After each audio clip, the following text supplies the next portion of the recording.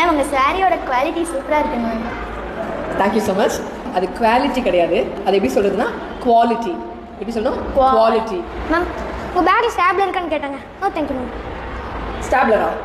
அதை ஸ்டாப்லர்னு சொல்லக்கூடாது, அது எப்படி சொல்லணும்? ஸ்டேப்லர் அப்படின்னு சொல்லணும். அது எப்படி சொல்லணும்? ஸ்டேப்லர். கேட்குறதுல எல்லாரும் ஸ்டாப்லர்னு சொல்கிறீங்க. அது கரெக்டான ப்ரொனவுன்சியேஷன் என்னது? ஸ்டேப்லர். ஸ்டாப்னா என்ன அர்த்தம்னா குத்துன்னு அர்த்தம். மேம் நீங்கள் ஆன்சர் பேப்பரில் திட்டாங்க மேம். பேப்பரா? பேப்பர். அது எப்படி சொல்லணும்? பேப்பர். மேம் உங்களை 2 ஸ்டாஃப்ஸ் அங்கே கூப்பிட்றாங்க மேம்.